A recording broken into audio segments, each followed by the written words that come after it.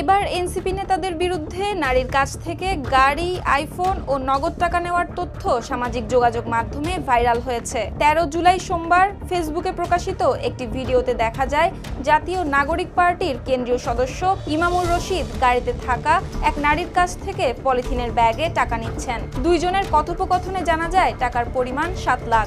এ সময় টাকা গ্রহণকারী ইমামুর রশিদ আরও 3 লাখ টাকা চাইলে ওই নারী তার সংকটের কথা জানান।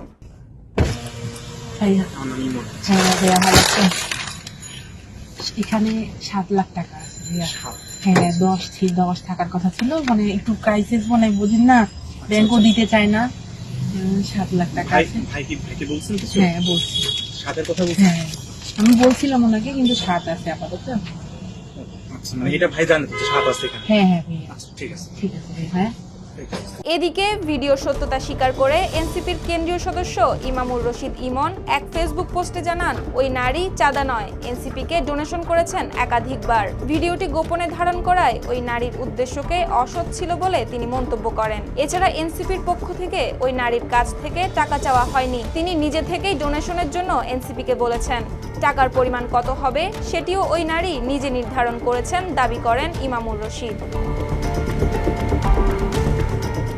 পরের দিন কল রেকর্ডযুক্ত আরেকটি ভিডিও ফাঁস হয়, যেখানে একই নারীর সঙ্গে এনসিপির উত্তরাঞ্চলের মুখ্য সংগঠক সার্জিস আলমের কথোপকথন রয়েছে।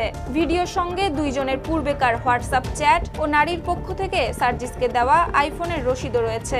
ফোন রেকর্ডে শোনা যায় ওই নারী সার্জিসের সঙ্গে দেখা করতে চান, কিন্তু তাকে সময় দেওয়া হচ্ছে না। আপু, আপনার আসার কথা ছিল 2টার দিকে। আমি আপনাকে 2টার দিকের জন্য আসতে বলছি। আমার 3টায় মিটিং, আমি আপনার সাথে সর্বোচ্চ 2:30 পর্যন্ত হয়তো সময় লাগবে।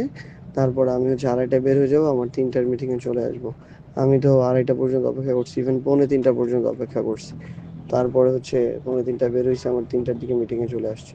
এখন আপনি আসছেন 3:30টার পরে, এই 3:45টার দিকে, তাহলে আমি কি করবো আপনি বলেন? আপনি ওই যে বাংলা মোটর, ওই যে আমাদের যে বিল্ডিং রূপায়ণ টাওয়ার, ওইটার যে টপ ফ্লোর, ওইখানে যে রেস্টুরেন্ট, ওইখানে বসে আপনি খাওয়া দাওয়া করেন আর কি, বা ওইখানে থাকতে পারেন। আমাদের মিটিং 5টা 5:30 পর্যন্ত চলবে। এছাড়া প্রকাশিত কিছু স্ক্রিনশটে দেখা যায় পার্টেক্স এবং ওয়ালটন থেকে পার্টির ফান্ড নিতে ওই নারীকে বলছেন সার্জিস আলম। ভুক্তভোগী নারীর দাবি তার কাছ থেকে টাকা নিয়ে ও তার গাড়ি ব্যবহার শেষে আর দেখাই করেননি এই এনসিপি নেতা। কিছুদিন এদিক ওদিক ঘুরিয়ে রেস্টুরেন্টে বসিয়ে রেখে অপেক্ষা করিয়ে শেষে ফোন ধরাও বন্ধ করে দিয়েছেন। প্রকাশিত কল রেকর্ড, ভিডিও ও স্ক্রিনশটের বিষয়ে এনসিপি নেতা সার্জিস আলম তার ভেরিফাইড ফেসবুক আইডিতে নাটকের স্ক্রিপ্ট হিসেবে উল্লেখ করে পোস্ট করেছেন।